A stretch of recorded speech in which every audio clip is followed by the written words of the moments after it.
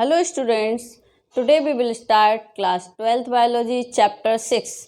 Students, मैं already chapter 5 के जितने भी पार्ट्स हैं वो पहले ही अपलोड कर चुकी हूँ, इसीलिए अपन आज कौन सा स्टार्ट कर रहे हैं, चैप्टर 6 स्टार्ट कर रहे हैं. Chapter 6 is molecular basis of inheritance. Okay, तो मॉलिक्यूलर बेसिस ऑफ इनहेरिटेंस में सबसे पहले अपन थोड़ा सा प्रीवियस चैप्टर में जो कुछ भी है उसको थोड़ा सा रिमाइंड कर लेते हैं या रिवाइज कर लेते हैं, है ना. We have studied already in previous chapter that inheritance क्या है. It means what is inheritance. Genetically जो कैरेक्टर ट्रांसफ़र होते हैं वो क्या हैं, उस टाइम पर किसी को मालूम नहीं था. आज से मतलब अपन देखें सेवरल ईयर्स पहले, तो 1865 में मेंडल एक साइंटिस्ट थे, मेंडल सर ने लॉट ऑफ एक्सपेरिमेंट किए थे. So that time we did not about that कि what is DNA, what is chromosome, है ना. और जब मेंडल सर ने एक वर्ड दिया था उस टाइम पर, आपने चैप्टर 5 में पढ़ा हो तो, फैक्टर्स. उस टाइम क्योंकि जीन नाम आया ही नहीं था, उन्होंने सिर्फ एक वर्ड दे दिया था जो कोई मतलब उन्होंने बताया था कि कोई कैरेक्टर है जो इनहेरिटेड हो रहा है, इट मीन्स वो फैक्टर है. उस टाइम पर उन्होंने एक वर्ड वहाँ पर यूज़ कर लिया था. ठीक है. अब मेंडल सर ने से अपन कहें कि जो है मतलब कहना चाहिए कि सिर्फ जो कहे लॉट ऑफ एक्सपेरिमेंट में जो चैप्टर में अपन डिस्कस करेंगे, उन्होंने मॉलिक्यूलर बेस पर नहीं देखा था कि ये क्या है आखिर फैक्टर. बस उन्होंने इतना कह दिया कि दिस इज़ फैक्टर, है ना. और अपन देखें मेंडल सर के बाद भी लॉट ऑफ एक्सपेरिमेंट हुए हैं, है ना, जो इस चैप्टर में अपन डिस्कस करने वाले हैं. ठीक है. फैक्टर में जो इनहेरिटेंस पैटर्न था उससे ये कंफर्म नहीं हुआ था कि ये जनरेशन टू जनरेशन कैरेक्टर को ट्रांसफ़र करने के लिए रिस्पॉन्सिबल हैं.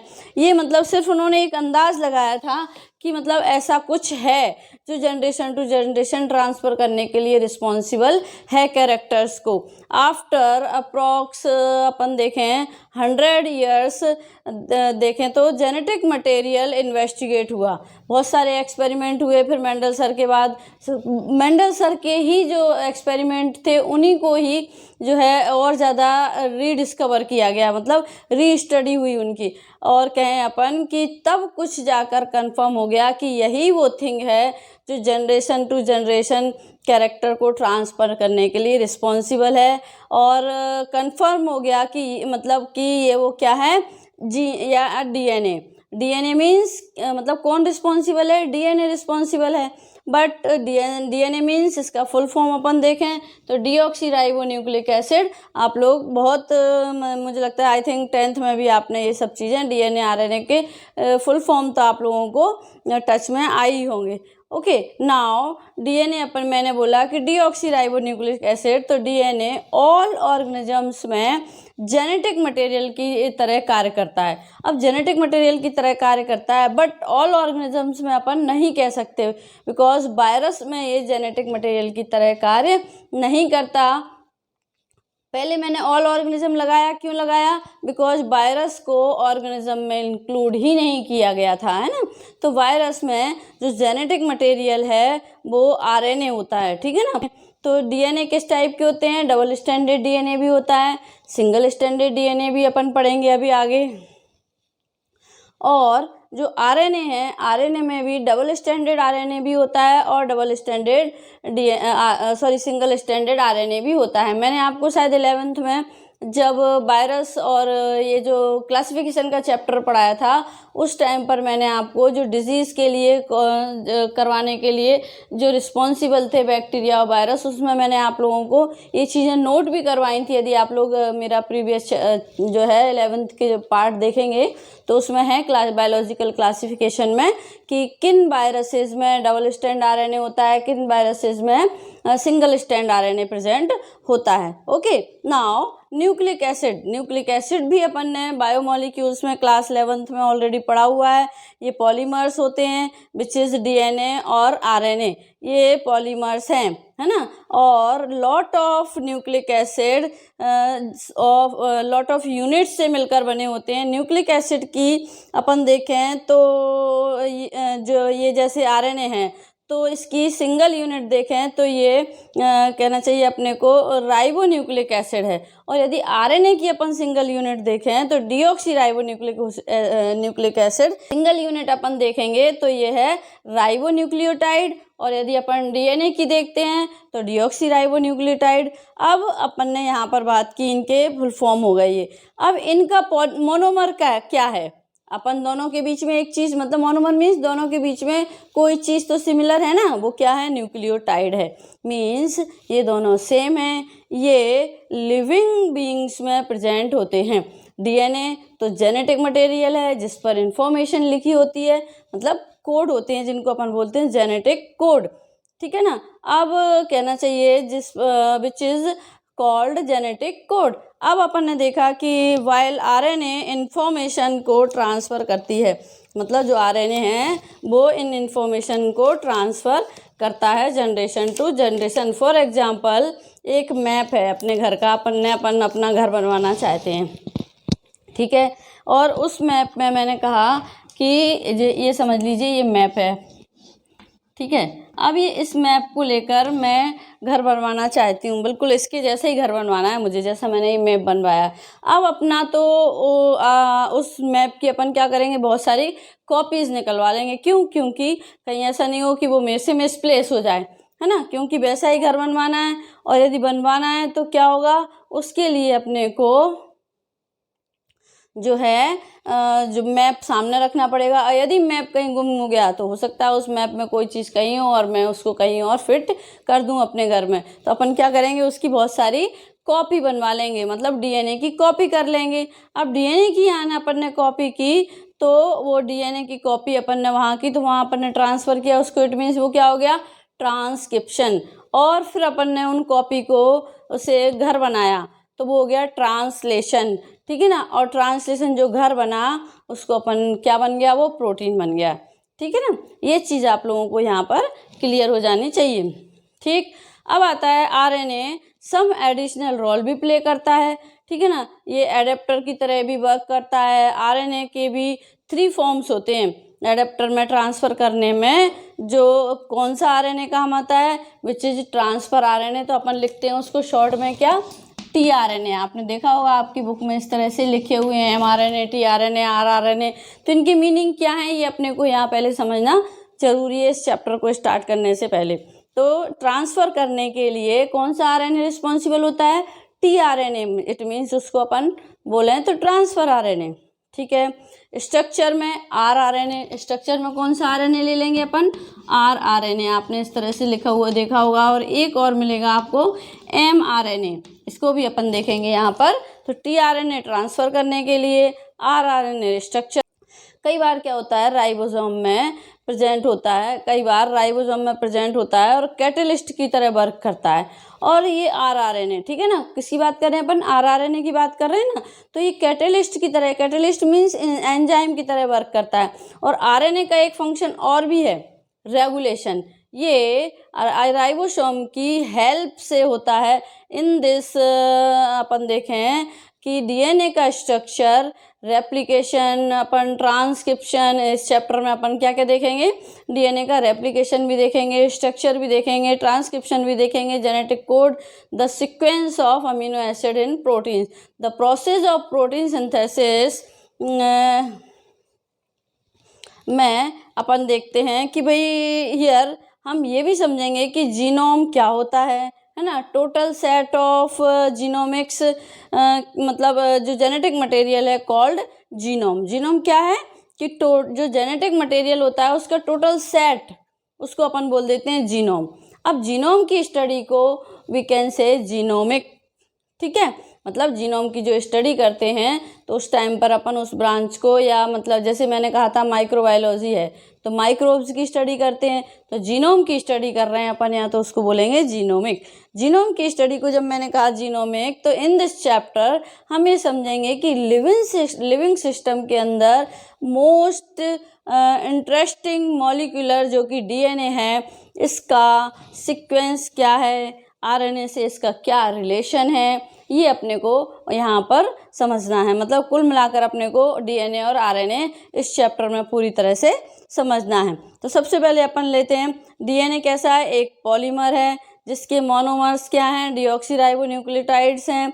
मीन्स लॉट ऑफ डीऑक्सीराइबोन्यूक्लियोटाइड्स मिलकर डीएनए बनाते हैं, मतलब पूरी चेन बनाते हैं। Now length of DNA depend करती है नंबर ऑफ न्यूक्लियोटाइड्स कि जितने, या पेयर ऑफ न्यूक्लियोटाइड्स पर डिपेंड करती है कि किस ऑर्गेनिजम्स के अंदर कितने प्रेजेंट होंगे पेयर। ये एक ऑर्गेनिज्म का मतलब कहना चाहिए, किसी भी ऑर्गेनिज्म का एक कैरेक्टरिस्टिक फीचर होता है कि उसके अंदर कितने पेयर प्रेजेंट हैं न्यूक्लियोटाइड्स के, उसी हिसाब से उसमें जो है उसकी चेन फिक्स हो जाती है। फॉर एग्जांपल अपन बैक्टीरिया में देखें तो जैसे मैंने कहा कि बैक्टीरिया में तो number of base pair is characteristic of every organisms, या बैक्टीरिया की बात कर लेते हैं सीधी सीधी। एक 5174 बैक्टीरियोफेज होता है, अपन बैक्टीरियोफेज का पढ़ा है ना आपने, तो वो बैक्टीरियोफेज की लेंथ कितनी, उसमें बेस पेयर कितने होते हैं, 5386 बेस पेयर होते हैं। मतलब इस तरह से एक देखें बैक्टीरियोफेज का नेम है 5174। ये जो बैक्टीरियोफेज होता है जो है इसके अंदर कितने बैक्टीरिया प्रेजेंट होते हैं, 53, और अपन देखें तो 86 बेस पेयर प्रेजेंट होते हैं किसके, डीएनए के। ठीक है ना। इसी तरह से मैं और भी बताती हूँ बैक्टीरियोफेज। एक लैम्डा फेज भी होता है बैक्टीरियोफेज के, मतलब ये नेम है इनके अलग अलग। तो 48502 बेस पेयर प्रेजेंट होते हैं इसमें। एक अपन एस्चेरिया कोलाई भी बहुत ज़्यादा अपना अभी इसमें आएगा, बार बार रिपीट होगा ये नेम, तो उसमें 4.6 × 10⁶ बेस पेयर प्रेजेंट होते हैं। और यदि अपन सिर्फ अपने ह्यूमन बींग्स की बात करें तो ह्यूमन बींग्स में 3.3 × 10⁹ बेस पेयर प्रेजेंट होते हैं। ये हैप्लॉइड में नंबर बता रही हूँ, डिप्लॉइड में इसका जस्ट डबल हो जाएगा, है ना। ये चीज़ ध्यान रखना है अपने को कि जो मैंने आपको यहाँ पर ह्यूमन बींग्स का नंबर बताया 3.3 × कितना बताया मैंने आपको, 10⁹ बेस पेयर, 10⁹ बेस पेयर ये ह्यूमन बींग्स में प्रेजेंट होते हैं। और ये जो मैंने बताया है वो हैप्लॉइड फॉर्म में बताया है आपको। जब अपन इसको करेंगे तो डिप्लॉइड में ये डबल हो जाएगा। ठीक है ना। नेक्स्ट आता है अपना कि अब अपन देखते हैं स्ट्रक्चर ऑफ पॉलीन्यूक्लियोटाइड चेन, मतलब डीएनए की चेन अपन यहाँ पर देखेंगे। वेरी फर्स्ट अपने को मालूम है कि डीएनए जो है, यहाँ पर मैंने लिया डीएनए, ठीक है। डीएनए को क्या करेंगे अपन, डीऑक्सीराइबोन्यूक्लियोटाइड है, अपने को पता है इसमें कंटेंट क्या क्या है, ये आप लोगों को बहुत अच्छे से मालूम है। इसमें कौन कौन से कंटेंट होते हैं, कौन कौन से कंटेंट होते हैं इसमें डीएनए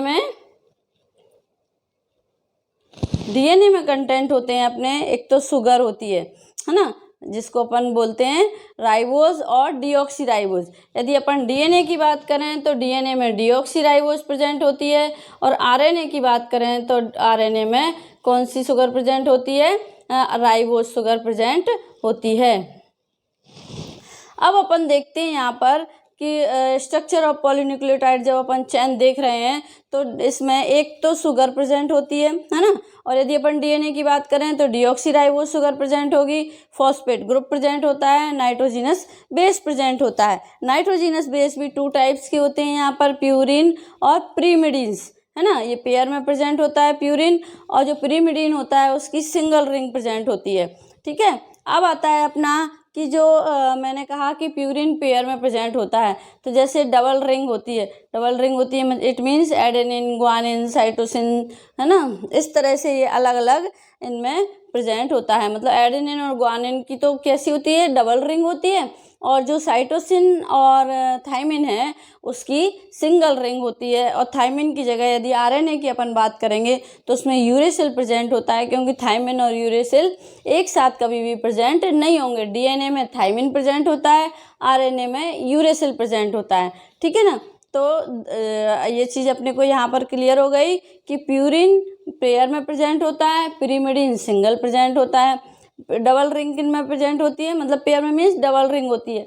एडेनिन और ग्वानिन जो होते हैं उनकी डबल रिंग होती है, जबकि अपन देखें सिंगल रिंग है तो साइटोसिन और थायमिन या यूरेसिल की सिंगल रिंग प्रेजेंट होती है। इफ़ सीक्वेंस देखें अपन यहाँ पर, जब अपन ने एडेनिन ग्वानिन की बात की है तो एडेनिन ग्वानिन और साइटोसिन एंड थाइमिन, ये सीक्वेंस यदि अपने को बेस पेयर में मिलता है डीएनए के स्टैंड में तो इट इज़ क्या होगा, ये यहाँ पर डीएनए, मतलब पॉलीन्यूक्लियोटाइड की चेन में अपने को इस तरह का सीक्वेंस मिलता है तो। और यदि adenine guanine cytosine and last में यूरेसिल आता है इस थाइमिन की जगह पर, यूरेसिल आ गया तो ये इट इज़ किसकी चेन है, ये आरएनए की चेन यहाँ पर है, बिकॉज आरएनए में थाइमिन की जगह पर क्या आ जाता है, यूरेसिल आ जाता है। ठीक है, तो जो शुगर है वो 5 कार्बन वाली शुगर होती है जिसको अपन बोलते हैं पेंटोस शुगर। पेंटोस शुगर में अपन देखें तो दोनों की रिंग में डिफरेंस होता है। मैं थोड़ा सा इरेज कर देती हूँ फिर बताती हूँ दोनों की रिंग में। दोनों की रिंग जैसे अपन ने, मैंने यहाँ पर रिंग बनाई, ये रिंग है, ठीक है। अब ये रिंग अपन ने यहाँ पर बनाई है तो इसमें 5 एंड तो ये है इसका, ठीक है। अब जो अपना जो सेकंड कार्बन है यहाँ पर यदि OH ग्रुप प्रेजेंट है, ये OH ग्रुप यदि यहाँ पर प्रेजेंट है तो क्या हो जाएगा, ये किसकी रिंग हो जाएगी, राइबोस शुगर हो जाएगी ये, है ना, मतलब आरएनए की ये रिंग हो जाती है यहाँ पर। और यदि डीएनए की देखें तो डीएनए की होगी तो यहाँ पर ये OH की जगह H जुड़ा होता है, इसीलिए अपन तब इसको डीएनए की रिंग मानते हैं। मतलब जब यदि सीधी बात है कि यदि आपको OH ग्रुप यहाँ पर जुड़ा हुआ दिख रहा है तो मतलब वो आरएनए है, राइबोस शुगर है। और यदि यहाँ पर आपको H अकेला दिख रहा है जुड़ा हुआ, हाइड्रोजन बॉन्ड, हाइड्रोजन ही अकेला दिख रहा है तो इट मीन्स वो डीएनए की क्या है, शुगर है, डीऑक्सी राइबो शुगर है, ठीक है ना। अब अपन ने ये आ गई, ये चीज़ें भी अपन ने यहाँ पर समझ ली कि कहना चाहिए अपने को कि एक और चीज़ है। अब आपको ये पता होना चाहिए, हमें ऑलवेज वी आर कन्फ्यूज्ड कि व्हाट इज़ न्यूक्लियोटाइड और व्हाट इज़ न्यूक्लियोसाइड, ये दोनों में डिफरेंस क्या है, तो वो और अपन यहाँ पर देख लेते हैं। जैसे अपन ने यहाँ पर मैंने शुगर को बनाया, ठीक है। अब इसमें एक चीज़ है कि जो यहाँ पर CH2OH यदि कनेक्टेड है, दो सिचुएशन बना रही हूँ मैं यहाँ पर, देखिए CH2OH लगाया एक में मैंने, है ना, और ये नाइट्रोजिनस बेस है, ठीक है, दो चीज़ें हो गई। अब इसमें मैंने कहा कि यदि ये है सिचुएशन शुगर की वहाँ पर तो इस कंडीशन में ये हो जाएगा न्यूक्लियोसाइड, ठीक है।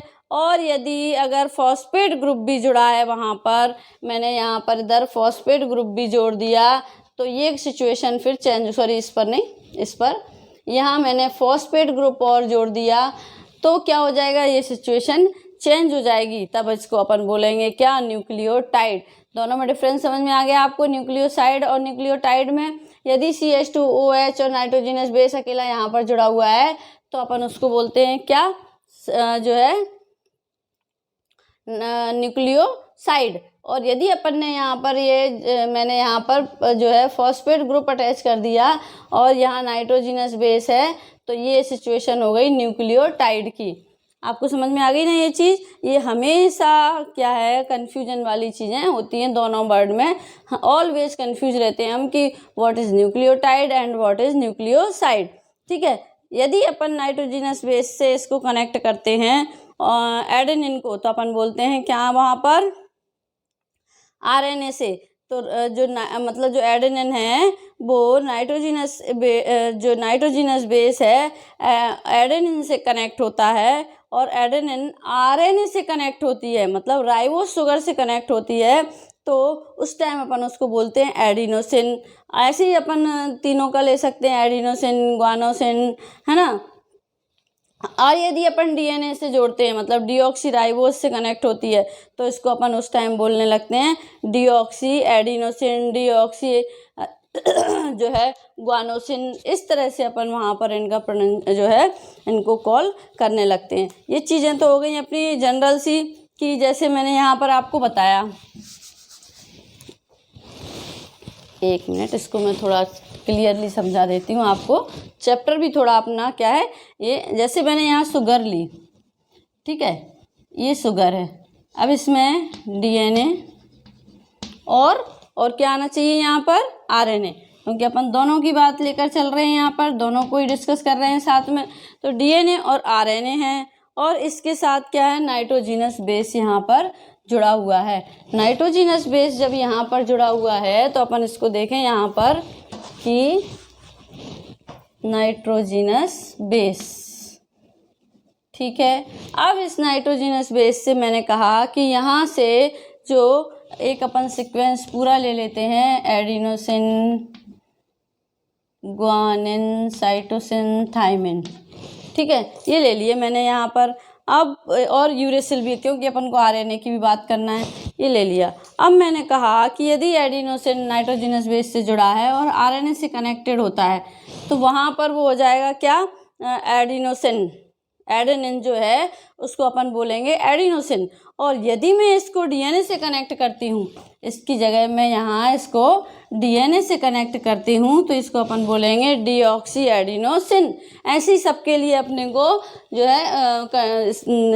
है इसी मैनर में अपन इन सबको जोड़ देंगे। किसको, जैसे मैंने कहा कि इसको आरएनए से जोड़ा ग्वानिन को तो ग्वानोसिन हो गया, और यदि मैंने डीएनए से जोड़ा तो डीऑक्सी ग्वानोसिन हो गया, है ना। इसी तरह से अपन सभी को एक के बाद यहाँ पर एक समझ लेंगे, ठीक है। अब अपना आता है आपकी एनसीईआरटी में एक कहें अपन की फिगर नंबर 6.1 दे रखा है। फिगर नंबर 6.1 पर अपन देखें तो उसमें अपन उससे पूरे स्ट्रक्चर को, पॉलीन्यूक्लियोटाइड की चेन को बहुत अच्छी तरह से समझ सकते हैं। तो मैं सामने ही रख रखा है, देखेंगे आप, और मैंने बना भी रखा है, यहाँ पर देखेंगे आप, मैंने यहाँ पर पूरी डबल स्टैंड का बना दिया है। अपने को सिर्फ अभी ऊपर का सिर्फ पढ़ना है, ठीक है ना। इसको अपन अभी आफ्टर सम टाइम इसको डिस्कस करेंगे, जब इसकी आएगी जो डबल हेलिक्स डीएनए का अपन स्ट्रक्चर देखेंगे ना, तब नीचे वाली चेन को भी कनेक्ट करके चलेंगे इसमें। तो सबसे पहले अपन इसको देखें तो स्ट्रक्चर ऑफ पॉलीन्यूक्लियोटाइड चेन में डायग्राम से समझते हैं। 5 कार्बन पर OH कनेक्ट होता है, ठीक है, देखेंगे 5 कार्बन पर OH कनेक्ट होता है। और अपन देखें तो जो है उससे फॉस्फेट ग्रुप कनेक्टेड हो तो अपन उसको, वो क्या होता है, न्यूक्लियोसाइड होता है। अब इस डायग्राम से अपन ने समझा कि फॉस्फेट है, 5 कार्बन से कनेक्टेड है। इसे अपन ने क्यों फॉस्फोडाइएस्टर कहा, क्योंकि ये इससे भी कनेक्टेड होता है और इससे भी कनेक्टेड होता है, इसीलिए अपन ने इसको बोला है फॉस्फोडाइएस्टर। अब इस वर्ड को अपन समझ लेते हैं। बिकॉज क्या होता है, हियर 5 कार्बन से सेकेंड वाला जो है फॉस्फेट दोनों से कनेक्टेड है, इसीलिए इसे अपन ने क्या कहा, फॉस्फोडाइएस्टर। तो ये जो फॉस्फोडाइएस्टर लिंकेज फॉर्म करते हैं जिसे अपन बोलते हैं डाई न्यूक्लियोटाइड बन सके, इसी फॉर्म में हम मैनी न्यूक्लियोटाइड को ज्वाइन कर सकते हैं। मतलब इसी तरह से पूरी एक चेन बनाते जाते हैं। अपन ने ये बनाई है ना पूरी चेन, इस तरह से पूरी चेन बनती चली जाती है। नाउ सी चेन को देखें अपन तो जो फॉस्फेट ग्रुप है, एक शुगर है, एक शुगर के पास एक कार्बन है जिसमें 5 कार्बन से फॉस्फेट ग्रुप कनेक्ट है, 5 कार्बन से फॉस्फेट ग्रुप कनेक्ट है। तो अभी जो साइटोसिन ग्वानिन कनेक्टेड हैं जो इन स्ट्रक्चर पर, एडेनिन भी है आगे, फिर साइटोसिन भी आ गया, ग्वानिन भी आ गया, तो ये कनेक्टेड है। ये चेन जो है क्या करती है, रिपीट होती रहती है अपने आप को। अब इसके जस्ट अपोजिट में आता जाएगा कि जो है आपने देखा होगा नीचे मैंने जो रिपीट किए ना चेन, इसी तरह से आगे रिपीट होती है। फिर थाइमिन आ जाएगा, एडेनिन आ जाएगा, फिर साइटोसिन आ जाएगा, फिर ग्वानिन आ जाएगा। इसी तरह से ये अपने आप को रिपीट करती रहती है, ठीक है ना। तो अपन ने यहाँ पर देखा, इस चेन को डायग्राम से समझ लिया है बहुत अच्छे से। अब आई थिंक आप लोगों को समझ में आ भी गया होगा। अब ये चेन जो रिपीट हो रही है इसमें हाइड्रोजन प्रेजेंट है तो डीएनए हो जाएगा। पहले भी मैं आपको बता कर आई हूँ, क्योंकि डीऑक्सी राइबोज शुगर आ जाएगी। नाउ कमिंग फ्री 5 एंड क्या है, अब आते हैं अपन फ्री 5 एंड। फ्री 5 एंड ये वर्ड क्या है, अपनी एनसीईआरटी में भी दे रखा है, जिसे 5 एंड ऑफ पॉलीन्यूक्लियोटाइड्स भी अपन कहते हैं। अब इनको बेसिकली क्या होता है, जब भी शुगर में इसमें जैसे 2 कार्बन पर OH प्रेजेंट है तो आरएनए हो जाएगा। पहले भी मैंने बताया था कि OH ग्रुप जुड़ा हुआ है तो आरएनए हो जाएगा। और 3 एंड पर फॉस्फेट होना चाहिए, तो वो खाली है, इसका मतलब वी कैन से दैट कि ये फ्री 3 एंड फ्री हो गया यहाँ पर, या फ्री 3 एंड हो गया, ऐसे भी समझ सकते हैं अपन इसको, है ना।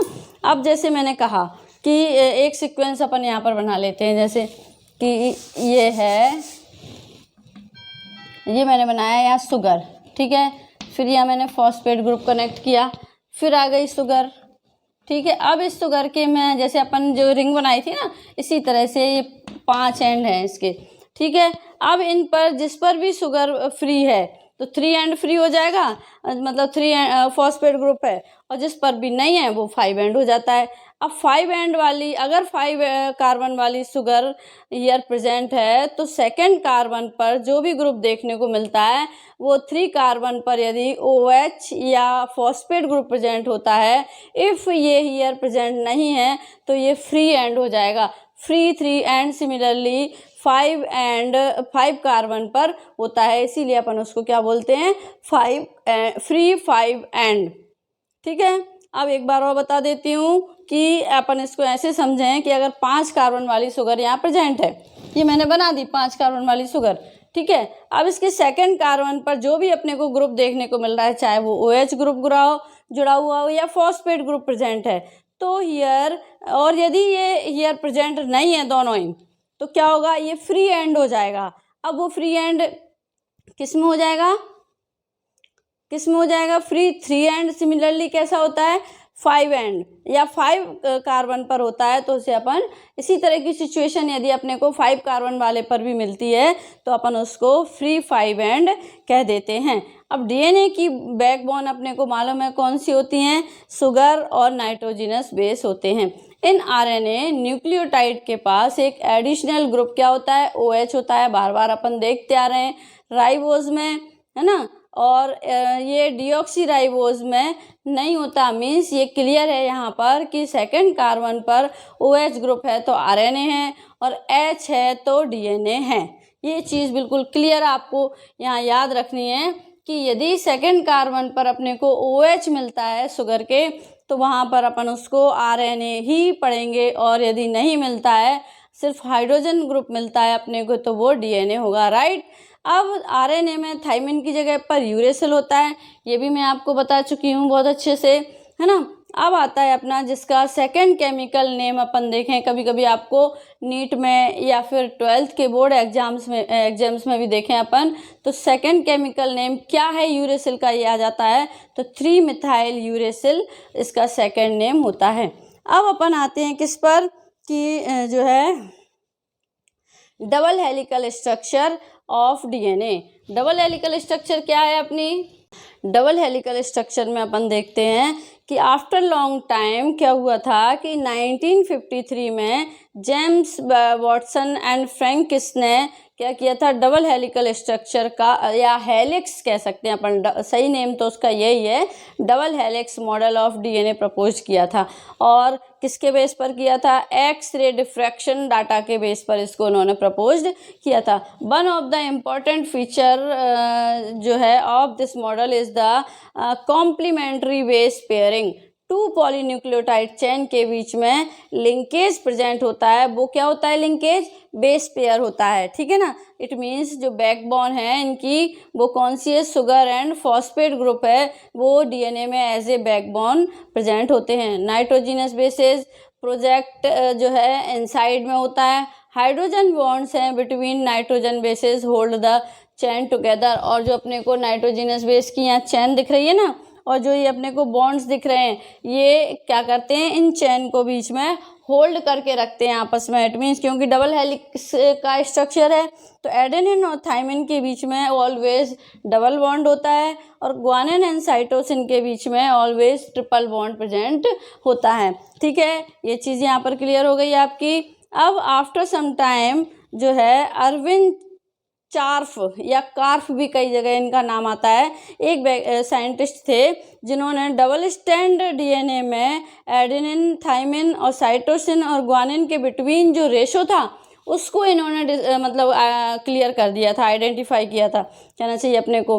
अब दैट इज़ जैसे एडेनिन और थाइमिन जो है इनके बीच में इज इक्वल टू 1, मतलब एडेनिन, थाइमिन का जो रेशो है वो 1 है समझ लीजिए।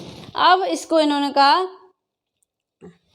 या ऐसे भी लिख सकते हैं अपन, एडेनिन ठीक है, और साइटोसिन और ग्वानिन, इसका भी इन्होंने 1 बताया। अब इसको इन्होंने कैलकुलेट भी किया, मीन्स इफ एक न्यूक्लियस के अंदर क्या प्रेजेंट हैं, चारों ही ग्रुप प्रेजेंट हैं, एडेनिन, थाइमिन, ग्वानिन, साइटोसिन, और यदि आरएन है तो उसकी जगह पर, थाइमिन की जगह पर यूरेसिल प्रेजेंट है, सभी मिल रहे हैं ये मान लें अपन। तो एक ही मात्रा वैसे ग्राम में होती नहीं है, एक ही अपन देखें क्वांटिटी यहाँ पर अपन मान के चलते हैं 20 ग्राम है, होती नहीं ग्राम में इसका परसेंटेज, बट अपन मान कर चल रहे हैं। तो मान लें अपन यहाँ पर एक ही मात्रा 20 है क्वांटिटी, तो थाइमिन की कितनी होती है, थाइमिन की अपन अप्रोक्स ले लेंगे यहाँ पर, थाइमिन को 19.9 ले लेते हैं, क्योंकि अपन ने यहाँ 20 लिए ना, तो अप्रोक्स लेके चलना है अपने को। तो ये हो गई यहाँ पर, ये मैंने कहा। अब जैसे इसी तरह से अपन ग्वानिन इक्वल टू बराबर है किसके, साइटोसिन के, तो मैंने ग्वानिन की समझ लीजिए 25 ग्राम ले ली, और सिमिलर इसी के सिमिलर हो जाएगा। और यदि अपन साइटोसिन की बात करें तो 24.9 या फिर 25.9 ग्राम भी हो सकती है। क्लियर है ना, मतलब जिसका वेटेज सिमिलर था उन्होंने ये क्लियर कर दिया कि जो एडेनिन और थाइमिन है ना, मतलब ये जिसके साथ उसका पेयर बन रहा है वो आपस में एक जैसी क्वांटिटी में प्रेजेंट होंगे, ये उन्होंने यहाँ पर जो है क्लियर कर दिया। जैसे एडेनिन को बोला कि थाइमिन के बराबर होता है, ग्वानिन को बोला कि साइटोसिन के बराबर हो। इन्होंने कहा कि सिंगल स्ट्रैंड जो है अपन का स्ट्रैंड का यदि अपने को एक जो है सीक्वेंस पता चल जाता है, तो जो है दूसरा जो बेस पेयर है अपने इसके साथ, क्योंकि अपन डबल हेलिक्स की बात कर रहे हैं, तो सेकंड का पैटर्न अपने आप अपने को पता चल जाता है। मतलब पेरेंटल का अपने को सीक्वेंस पता चल गया तो दूसरा ऑटोमेटिक अपने को आइडेंटिफाई हो जाएगा। क्यों? क्योंकि अपने को पता है इसका जस्ट अपोजिट होता है एडेनिन थाइमिन, नीचे वाले में है ना, थाइमिन एडेनिन, मतलब एक ये अपने को पता चल गया ना, एडेनिन थाइमिन ग्वानिन साइटोसिन। अब दूसरा आएगा तो थाइमिन एडेनिन साइटोसिन ग्वानिन, ठीक है। और यदि एक चीज़ हमेशा अपने को यहाँ पर देखनी है कि जो अपने को ये 5 एंड है तो दूसरा वहाँ पर क्या होगा, 3 एंड होगा। और नीचे वाला जो अपना स्टैंड है इसकी हमेशा ध्यान रखना है कि यहाँ 5 एंड है तो यहाँ 3 एंड होगा ऑलवेज, और यहाँ 3 एंड है तो यहाँ ऑलवेज 5 एंड होगा। मतलब ऐसा अपोजिट डायरेक्शन में ये चलता है। बोथ एंड्स एंटी पैरेलल होते हैं बिकॉज क्योंकि 3 एंड टू 5 एंड और 5 एंड टू 3 एंड एक दूसरे से मैच नहीं करेंगे बिकॉज ये कैसे होते हैं, एंटी पैरेलल होते हैं। बेस पेयर में अपने को मालूम है, और ये बोथ हाइड्रोजन बॉन्ड से कनेक्टेड होते हैं, ये भी अपने को बहुत अच्छे से मालूम है, हाइड्रोजन बॉन्ड से कनेक्टेड होते हैं। तो एडेनिन और थाइमिन के बीच में आपको बता चुकी हूँ कौन सा होता है, डबल बॉन्ड होता है, और साइटोसिन और ग्वानिन के बीच में ऑलवेज ट्रिपल बॉन्ड ही होता है, ठीक है। अब एक बेस पेयर का स्टैक डबल हेलिक्स का मतलब एक बेस पेयर के बिटवीन में जो स्पेस होता है वो कितना होता है, 0.3 नैनोमीटर का होता है। ये मैंने बेस पेयर बनाया ना, एक बेस पेयर के बीच का 3.4 नैनोमीटर होता है। अब मैंने कहा कि चलो मीन्स क्या हुआ, ये लपटा हुआ रहता है एक दूसरे से और हाइड्रोजन बॉन्ड से ये कनेक्टेड होता है, डबल हेलिकल स्ट्रक्चर। इसकी स्टेबिलिटी किससे मिलती है, इसको स्टेबिलिटी हाइड्रोजन बॉन्ड से इसको जो है स्टेबिलिटी मिलती है इस हेलिकल स्ट्रक्चर को। और डीएनए का जो डबल हेलिक्स स्ट्रक्चर का जो प्रपोजिशन था अबाउट डीएनए के बहुत डिफ़िकल्ट थी, बट सॉल्व कर लिया गया। आपने को मालूम है कि ये कैसे न कैसे सॉल्व हुई है। अब वेरी फर्स्ट जो फ्रैंकिस थे ने सेंट्रल डॉगमा को प्रपोज किया, अपनी बुक में भी दे रखा है शायद सेंट्रल डॉगमा, आप देखेंगे पेज नंबर 98 पर एनसीईआरटी में दे रखा है कि वेरी सून क्या हुआ, फिर फ्रैंकिस ने सेंट्रल डॉगमा को प्रपोज किया इन मॉलिक्यूलर बायोलॉजी। और इन्फॉर्मेशन ऑफ डीएनए अपन देखें इसमें, और आरएनए मतलब डीएनए से आरएनए, डीएनए से डीएनए बनना, इट मीन्स क्या है, रेप्लिकेशन है। डीएनए से एमआरएनए बनना ट्रांसक्रिप्शन है, एमआरएनए से प्रोटीन बनना ट्रांसलेशन है। इफ आरएनए से डीएनए बनना तो वो क्या है, रिवर्स ट्रांसक्रिप्शन हो जाएगा वहाँ पर, ठीक है। सम वायरसेस में flow of information reverse transcription में ही होता है, that is RNA to DNA, because इनमें RNA के फॉर्म में इंफॉर्मेशन प्रेजेंट होती है। ठीक है, ये चीज़ अपनी यहाँ पर क्लियर हो गई। देखिए मैंने यहाँ बना भी रखा है DNA, है ना, ट्रांसक्रिप्शन मतलब DNA से RNA बनना, तो mRNA, फिर ट्रांसलेशन हुआ उसका तो वो प्रोटीन में कन्वर्ट हो गया। ये चीज़ अपने को यहाँ पर आपको क्लियर हो जानी चाहिए। अब एक चीज़ और रह गई है अपनी कि जो अपना एक बेस पेयर देखें अपन कि एक बेस पेयर जो सिंगल अपन लेकर चलें तो मैंने आपको बताया उनके बीच का जो डिस्टेंस होता है वो कितना होता है 0.34 होता है ना। और यदि अपन 10 बेस पेयर अपन देखें तो 10 बेस पेयर में अपने को जो है उसको अपन डिवाइड कर देते हैं। उस हिसाब से क्या होता है, जैसे 200 बेस पेयर हैं तो एक बीड हो जाती है उसमें, और एक बीड मतलब 1/100 इंटू 6 इंटू, ये देखिए मैं करके ही दिखा देती हूँ आपको कि इसको दे रखा है 200 बेस पेयर हैं अपने। ठीक है, ये ले लिया अपन ने इंटू एक किसमें है, एक बीड में है, ये ले लिया। अब इसमें अपन ने सॉल्व किया इसको 1 = 1/100 इंटू कितना हो गया 6.6 इंटू 10⁹, क्योंकि अपन ने यहाँ पर ये डिप्लॉयड लिया है।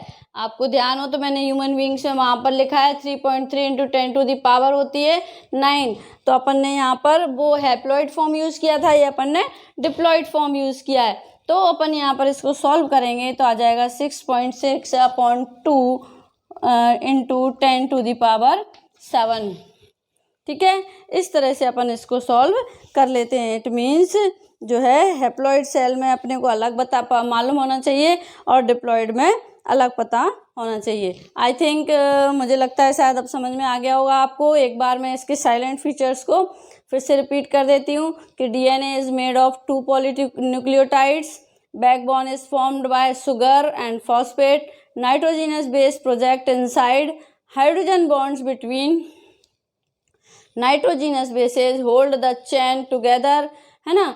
adenine pairs with thymine through 2 hydrogen bonds and guanine with cytosine with 3 bonds। ठीक है, 2 chains have antiparallel polarity, 2 chains are coiled in a right-handed fashion and pitch of each helix is 3.4 nm and 10 base pair in each turn। ठीक है, ये चीज़ें यहाँ पर आपको अब आई थिंक क्लियर हो गई होंगी। इसके आगे का अपन नेक्स्ट पार्ट में लेंगे। Thank you.